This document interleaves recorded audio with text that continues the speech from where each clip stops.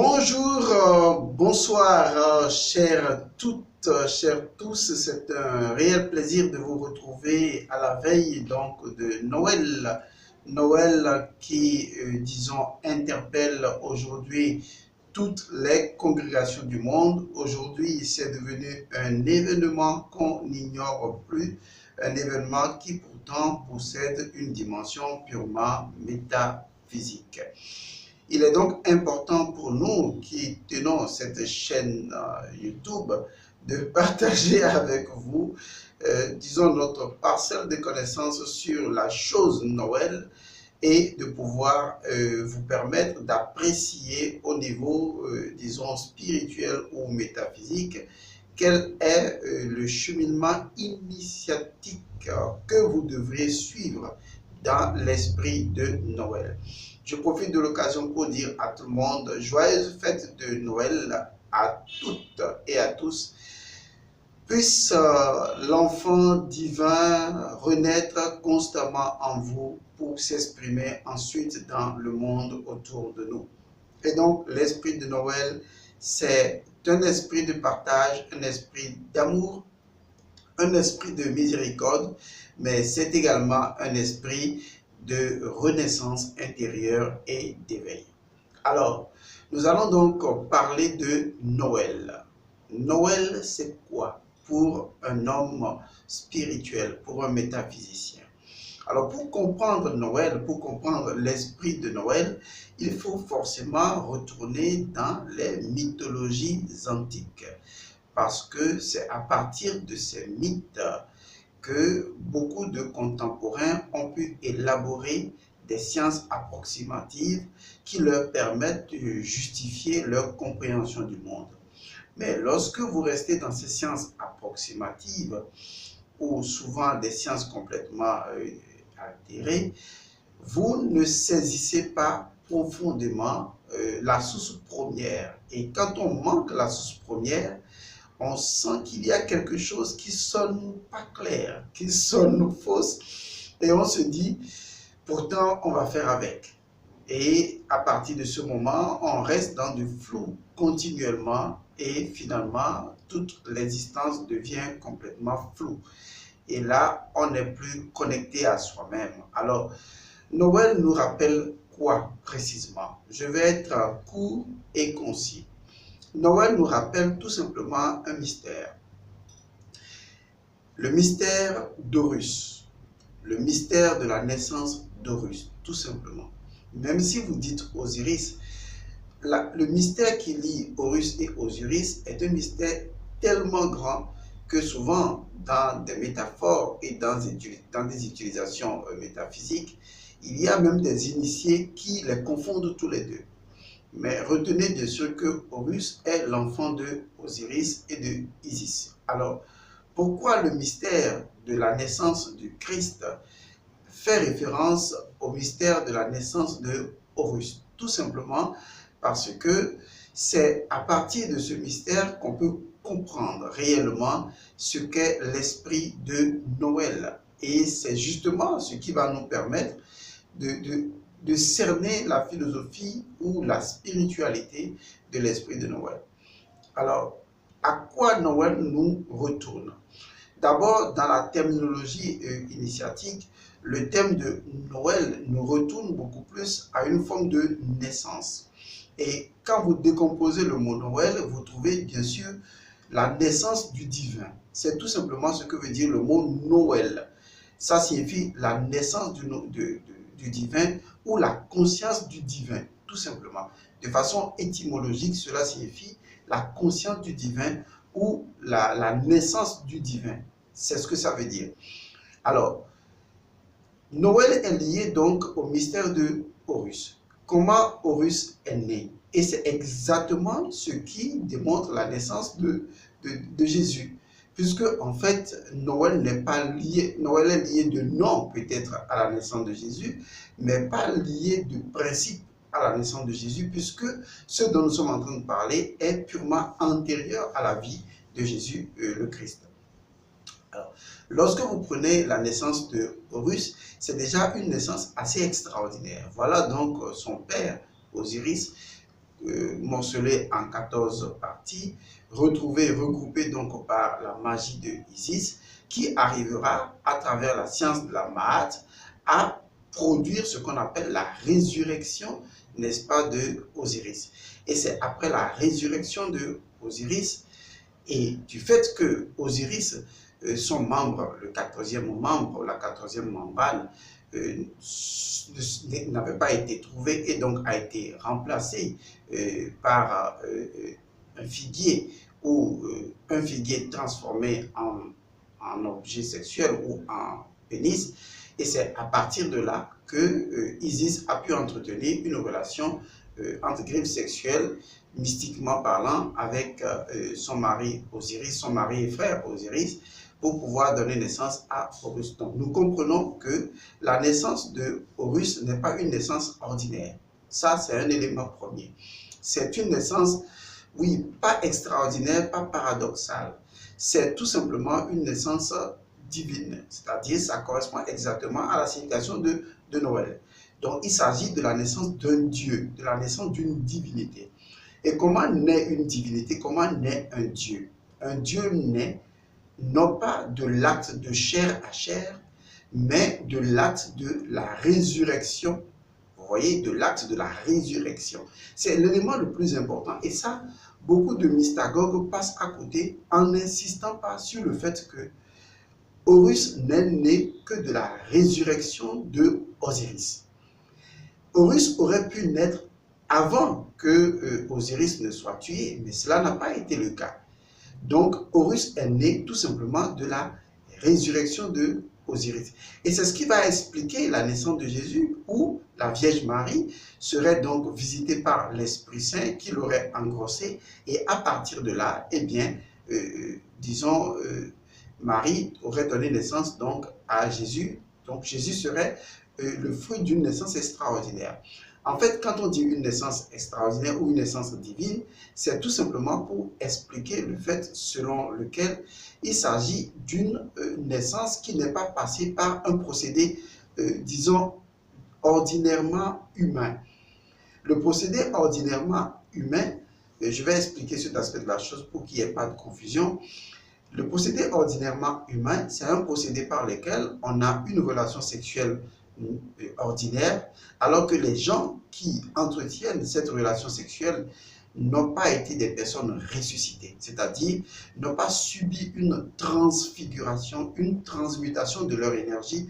Ce ne sont pas des gens qui sont renés dans cette nouvelle perspective spirituelle avant d'entreprendre un acte sexuel, alors que le fait sexuel n'est réservé qu'à ceux qui sont ressuscités, c'est-à-dire à ceux qui ont pu renaître de leur propre nature animale, à ceux qui ont pu transcender cette nature animale-là. Donc Osiris représente déjà l'esprit transcendant à la conscience humaine.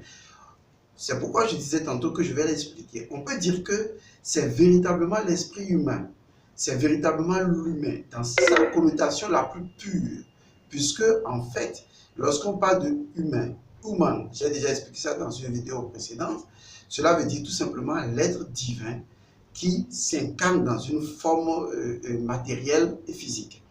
Donc en réalité, disons que Osiris explique de par son mystère le fait que la naissance de Horus n'est pas issue de deux êtres ordinairement humains, à l'exemple de êtres humains comme on en rencontre sur la planète Terre, mais Horus est né de deux êtres dont l'un est une résurrection et l'autre est une puissance magique grâce à la Maat. Et donc, il s'agit justement de comprendre que la naissance de Horus est le fait d'un pouvoir divin ou de la pensée divine ou de l'esprit divin ou de l'Esprit Saint, ce qu'on retrouvera naturellement avec Jésus. Ce qui montre que, en fait, Horus n'est pas né par une activité intellectuelle, n'est pas né par l'intellection, n'est pas né par un processus de réflexion ou un processus mental. Horus est né par le fait d'un processus transcendant au mental, d'un processus que le mental ne comprend pas. C'est pourquoi vous allez voir dans l'histoire de Jésus que Joseph n'était en rien, selon la métaphore, selon la légende, Joseph n'était en rien associé, n'est-ce pas, à la vie ou à la naissance de Jésus. Il n'a pas participé sexuellement à la vie de Jésus et donc sa naissance serait le fruit d'une relation divine et d'une relation humaine.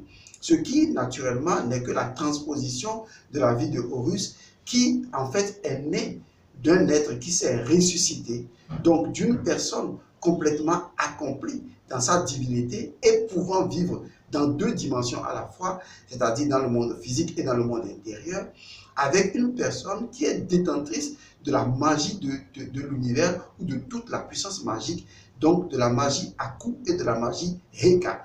Et donc, il s'agit en ce moment de la reine Isis. Vous comprenez en fait, à travers le travail que Isis a eu à faire pour la résurrection donc de Osiris avant la naissance de Horus, est un travail alchimique. C'est un travail sur soi. C'est un travail sur nos propres dimensions représentant en nous à la fois Osiris et Isis pour que l'enfant en nous, Horus, l'aigle planant dans le firmament naissant de Ré, que l'enfant divin, que vous voulez l'appeler pas l'enfant Jésus ou ce que vous voulez, eh bien, il faut donc que nous puissions saisir cette magie de Isis associée à notre propre résurrection intérieure et c'est de ces deux éléments que nous pouvons produire Horus. Nous pouvons produire le Christ en nous. Vous voyez, nous pourrions produire l'enfant Jésus en nous. Et donc, le mystère de Noël, si mystère il y en a, ce n'est que tout simplement la naissance d'une manière spirituelle, d'une manière divine, disons de Horus qui est en nous, si vous voulez même de Osiris, c'est la même chose, mais de Horus qui est en nous, grâce à une forme de transformation ou de résurrection de l'esprit Osiris et de l'âme Isis. Parce que Isis représente donc la puissance magique de l'englobant tout ou de la puissance magique de Ré, parce que c'est à la fois femme et fille de Ré, donc de toute la puissance de Ré, de toute la puissance magique de Ré. C'est ce que, disons, Isis représente, détentrice également de la science de la Mahat. Et donc, c'est notre âme qui fait cette opération magique en relation avec l'esprit, et ce qui veut dire que grâce à l'âme, l'esprit ressuscite. Et ça, c'est important à savoir. Grâce à l'âme, l'esprit ressuscite. Parce que c'est l'âme qui va pouvoir appliquer, pratiquer, grâce donc à son principe, disons, manasique, l'âme va pratiquer l'esprit. L'âme va entrer dans une forme de travail sur l'esprit, puisque l'âme est l'expérience nécessaire de l'esprit. C'est l'expérience par laquelle l'esprit doit passer. C'est ce que ça veut dire l'âme. Et quand vous lisez un peu l'histoire de Seth, qui a donc découpé son frère et pseudo-ennemi Osiris en 14 morceaux, vous comprenez que le rôle de Seth est un rôle voulu par Ré. Parce que si Seth ne jouait pas son rôle, eh bien, disons, Osiris n'aurait jamais pu devenir juge des morts dans l'au-delà et n'aurait pu jamais été ressuscité. Donc, retenez que Horus n'est né que de la résurrection, n'est-ce pas, de Osiris, ce qui interpelle la résurrection de notre esprit intérieur, puisque l'esprit en nous représente donc Osiris, et mieux, avec la puissance magique ou l'association de Isis qui représente en nous l'âme ou l'âme universelle ou l'âme tout court en nous qui participe à la pratique de l'esprit Osiris. C'est très important, l'âme pratique Osiris. L'âme va à la pratique de l'esprit Osiris. Et ce qui est important à garder également, c'est le type de sexualité. Vous comprenez qu'en réalité, si physiquement vous voulez produire des enfants intelligents et des enfants divins, il faut les produire par la sexualité sacrée. Mais n'entrons pas dans cette dimension de la sexualité sacrée. Il s'agit donc de comprendre que il y a une forme de sexualité, d'accord, qui se pratique à l'intérieur de nous-mêmes et qui est capable de produire en nous-mêmes le Christ intérieur. Parce que le Christ intérieur, disons, je vais utiliser un mot qui n'est pas convenable, mais vous comprendrez bien, le Christ intérieur se produit. On le produit en nous. On le produit par un travail sur nous-mêmes, un travail en nous sur nous-mêmes, dont le corps est le temple. Vous voyez, l'âme est le sanctuaire et l'esprit est l'être transcendant. Et donc, lorsque nous arrivons à produire ce travail en nous-mêmes, par la résurrection de notre esprit, grâce à la magie, n'est-ce pas, de Isis, donc de notre âme, dans le temple de notre corps, lorsque nous produisons cela, eh bien, Horus naît. Et quand Horus naît, Horus devient transcendant à Osiris parce qu'il représente le pharaon dans le monde physique. Il redescend maintenant, Horus redescend dans le corps physique, c'est-à-dire notre corps devient l'incarnation même de l'esprit ou de l'unité ou de la dyade Osiris-Isis qui se retrouve donc être Horus. Notre esprit devient, Horus devient donc l'être incarné dans la matière représentant le pharaon. Nous sommes des pharaons. Nous sommes des pharaons parce que nous sommes des êtres, je vais le dire dans une terminologie égyptienne, nous sommes donc tout en camon. Nous sommes le visage vivant, tangible du Dieu caché. Ce qui veut dire tout en camon, nous sommes son visage vivant. Donc, grâce à Horus, nous devenons le pharaon de nous-mêmes. Nous devenons l'être incarné. Nous devenons notre propre Jésus, si vous voulez ainsi le dire. Parce que nous avons trouvé le Christ en nous, nous devenons notre Jésus. Et quand nous devenons notre Jésus, nous pouvons réaliser que nous le sommes devenus grâce au fait que le Christ est né en nous. Malheureusement, ce qui se passe aujourd'hui, enfin, le Christ est né en nous dans notre étable intérieure. L'étable, c'est notre enveloppe charnelle, puisque quand on parle des animaux qui entourent, les animaux représentent justement tout ce qui est lié à notre corps, à l'énergie de notre corps, et donc à notre corps physique et à son énergie de vitalité qui constitue le tabernacle ou le temple dans lequel se déroule toute la magie. Sachez que votre corps est plus précieux que vous ne l'imaginez. Et Saint Paul a eu raison de dire que ne savez-vous pas que votre corps est le temple de l'esprit, que l'esprit réside en vous. Cet esprit-là, eh bien, c'est l'esprit Osiris. Alors, si vous voulez vivre l'esprit de Noël, si vous voulez vivre Noël dans toute sa splendeur, commencez d'abord à mettre fin à la comédie extérieure de Noël qui consiste à aller adorer dans une étable un enfant quelque part planté, qui soit noir, rouge, chocolat, tout ce que vous voulez. Ça ne veut absolument rien dire. Ça ne signifie absolument rien. Ça, c'est ce que j'appelle la comédie religieuse. Ce qui est important à garder à l'esprit, c'est quelle est la métaphysique de Noël. Donc, comme je vous l'ai dit, le mot Noël veut dire simplement naissance divine ou naissance de l'être divin, naissance de elle. C'est comme la conscience de Dieu qui apparaît.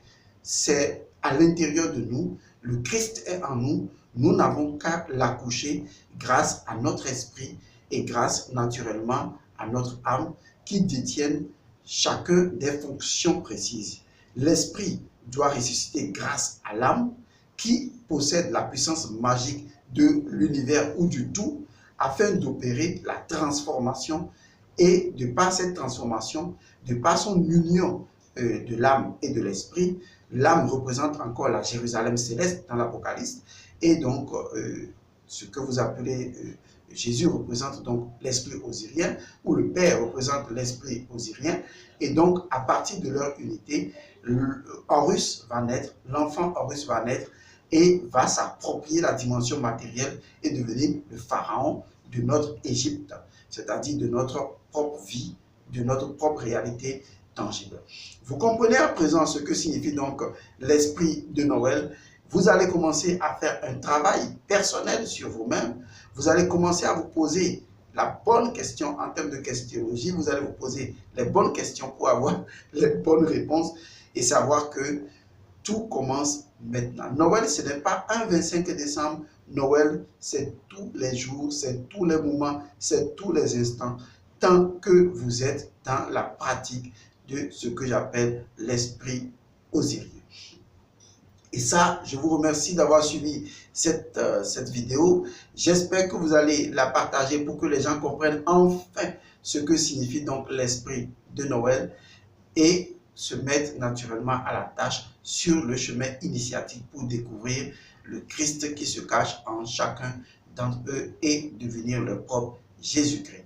Voilà, je vous remercie d'avoir suivi donc cette nouvelle vidéo. Je vous retrouve à la prochaine fois pour une autre thématique. Que les bénédictions soient. Bisous, à tout à l'heure, à tout le monde. Je vous remercie.